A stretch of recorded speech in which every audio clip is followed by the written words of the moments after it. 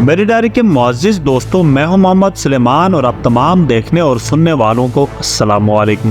کیا آپ جانتے ہیں کہ ایک چھوٹے سے ترک قبیلے نے کیسے ایک عظیم الشان سلطنت قائم کی جو 600 سال تک دنیا پر راج کرتی رہی، اور یہ سلطنت کیسے ٹکڑوں میں بٹ کر جدید ترکی میں تبدیل ہوئی؟ آج کی اس ویڈیو میں ہم خلافت عثمانیہ کے قیام، عروج و زوال اور جدید ترکیہ کی تشکیل کی مکمل داستان سنائیں گے۔ اس ویڈیو کو آخر تک ضرور دیکھیں کیونکہ اس میں بہت سی دلچسپ تاریخی حقیقتیں موجود ہیں۔ دوستو، 1299 میں عثمان غازی نے ایک چھوٹی سی ترک ریاست کی بنیاد رکھی جسے بعد میں سلطنت عثمانیہ کے نام سے جانا گیا۔ یہ ریاست منگولوں کے حملوں سے بچنے والے ترک قبائل پر مشتمل تھی۔ عثمانیوں نے جلد ہی بازنطینی اور ساسانی سلطنتوں کے کمزور حصوں پر قبضہ کرنا شروع کیا۔ 1326 میں برسا فتح ہوئی اور اسے عثمانی دارالحکومت بنایا گیا۔ اورحان غازی اور مراد اول جیسے حکمرانوں نے سلطنت کو مزید وسعت دی۔ 1389 میں جنگ کوسو میں عثمانیوں نے سرب فوج کو شکست دی اور یورپ میں اپنی حکمرانی کا آغاز شروع کر دیا۔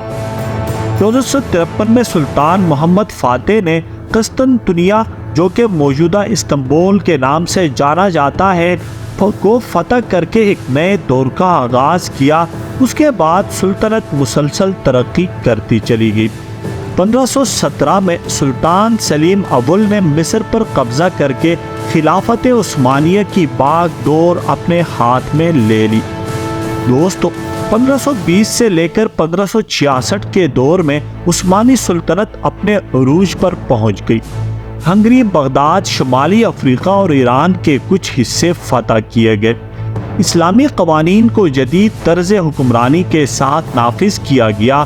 استنبول کو علم، فن اور ثقافت کے مرکز کے طور پر نامزد کیا گیا۔ اس کے بعد پہلی جنگ عظیم شروع ہوئی۔ 1914 سے لے کر 1918 کے دوران دنیا کی بڑی سپر طاقتیں برطانیہ، فرانس، روس، جرمنی، آسٹریا ہنگری اور خلافت عثمانیہ تھی۔ جنگ کا آغاز آسٹریا ہنگری اور سربیا کے درمیان ہوا، لیکن جلد ہی یہ دو بڑے اتحادوں میں تقسیم ہو گئی۔ پہلا اتحادی طاقتیں برطانیہ، فرانس، روس اور بعد میں امریکہ بھی شامل ہوا، اور دوسرا جو مرکزی طاقتیں تھیں وہ جرمنی، آسٹریا ہنگری اور خلافت عثمانیہ تھی۔ سب سے پہلے 1683 میں ویانا کی دوسری جنگ میں عثمانیوں کو شکست ہوئی اور یہ زوال کا نقطۂ آغاز ثابت ہوا۔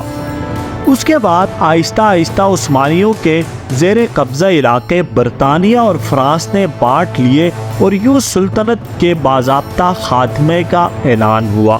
اب یہاں ہمیں بڑا سبق ملتا ہے۔ مسلمانوں نے اتنی بڑی امپائر قائم کر کے 625 سال تک حکومت کی۔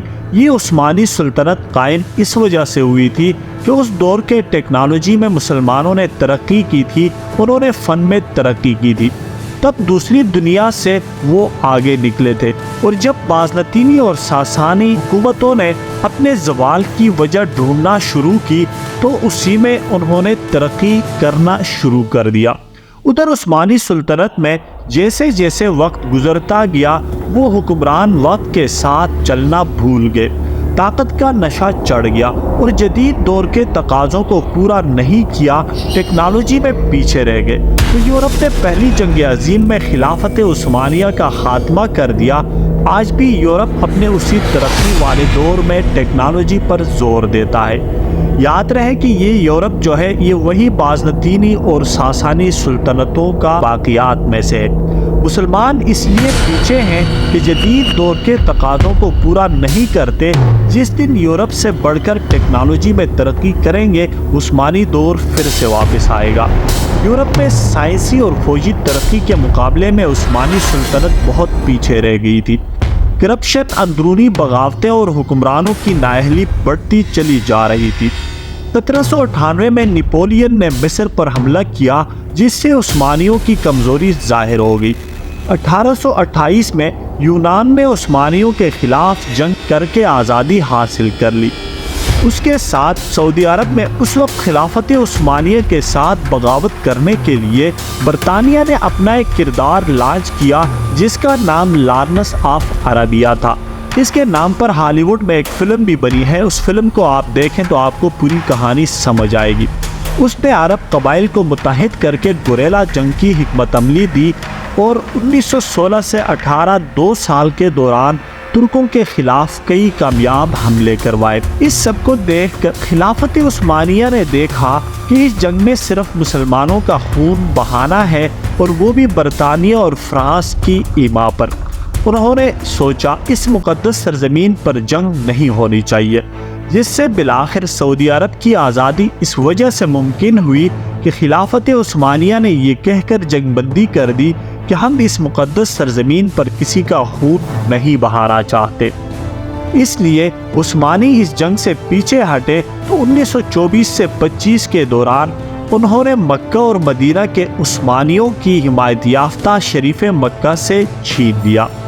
یوں ایک ایک کر کے ریاستیں خلافت عثمانیہ کے ہاتھ سے نکلتی گئیں۔ دوست، 19ویں صدی میں سلطنت کو بچانے کے لیے تنظیمات کے نام سے اصلاحات کی گئی، مگر حالات بہتر ہونے کے بجائے مزید خراب ہوتے چلے گئے۔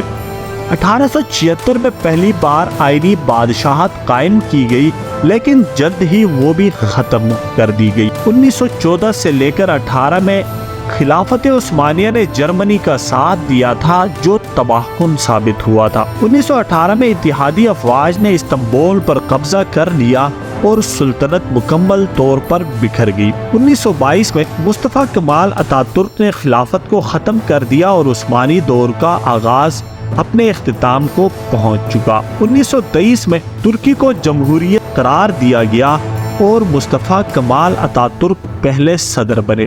اسلامی خلافت کو مکمل طور پر ختم کر دیا گیا۔ عربی رسم الخط کی جگہ لاطینی رسم الخط متعارف کرایا گیا۔ خواتین کو مساوی حقوق دیے گئے اور حجاب پر مکمل پابندی لگا دی گئی۔ مغربی طرز کا تعلیم اور قانونی نظام نافذ کیا گیا۔ ترکی نیٹو کا رکن بنا اور مغربی ممالک کے ساتھ قریبی تعلقات قائم کیے گئے۔ 1950 کے بعد ترکی میں جمہوریت کا آغاز ہوا، لیکن فوجی مداخلتیں ہوتی رہیں۔ 1960، 1971 اور 80 میں فوج نے حکومتوں کا تختہ الٹ دیا اور خود قابض رہے۔ 80 اور 90 کی دہائی میں معیشت کو کھولا گیا، جس سے ترقی کی راہیں ایک دفعہ پھر سے ہموار ہوئی۔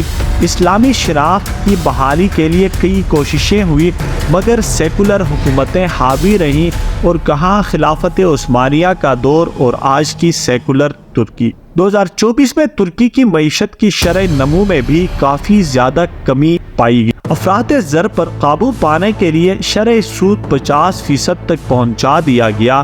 خلافت عثمانیہ کے تاریخی آثار بھی استنبول وغیرہ میں موجود ہیں۔ آج بھی خلافت عثمانیہ کی کئی تاریخی عمارتیں موجود ہیں جو اس عظیم سلطنت کی یاد دلاتی ہیں، جس میں سر فہرست آیا صوفیہ ہے، نیلی مسجد ہے، سلیمانیہ مسجد ہے۔ عثمانی دور کے یہ شاندار عمارتیں آج بھی موجود ہیں۔ توپ کاپی محل، دولما باغیچہ محل عثمانی خلفاء کے مرکزی محلات تھے۔ گرینڈ بازار، مصر بازار، گلاتا پل تجارتی مراکز جو عثمانی دور میں بنے ہوئے تھے۔ دیگر شہروں میں بھی کئی تاریخی یادگاریں موجود ہیں، جیسا کہ بورسا، ادرنا، کونیا۔ یہ شہر عثمانی دور کے آباد کرائے گئے بڑے تجارتی مراکز رہے۔ مولانا رومی کا مزار، عثمانی فوجی بیرکس، کتب خانے عثمانی تاریخ کے باقیات ہیں۔ ترکی آج ایک جدید اور طاقتور ملک ہے جو مشرق اور مغرب کے درمیان توازن برقرار رکھنے کی کوشش کر رہا ہے۔ رجب طیب اردگان کی پالیسیاں ترکی کو اسلامی اور قومی خود مختاری کی طرف لے جا رہی ہیں، لیکن مغربی طاقتوں کے ساتھ تنازعات بھی موجود ہیں۔ دوستو، کیا ترکیہ مستقبل میں ایک عالمی طاقت بن سکے گا؟ یہ سوال وقت کے ساتھ واضح ہوگا۔ اگر آپ کو یہ ویڈیو پسند آئی ہے تو اسے لائک کریں، کمنٹس کریں، اپنی رائے دیں اور چینل کو سبسکرائب کرنا بالکل نہ بھولیں۔ آپ کس تاریخی موضوع پر ویڈیو دیکھنا چاہتے ہیں ہمیں کمنٹ سیکشن میں ضرور بتائیں تاکہ ہم آپ کے لیے مزید دلچسپ ویڈیوز لے کر آئیں۔ دوستو، ملتے ہیں اسی طرح کے انفارمیٹیو ویڈیوز کے ساتھ، تب تک کے لیے اجازت چاہوں گا۔ اللہ حافظ۔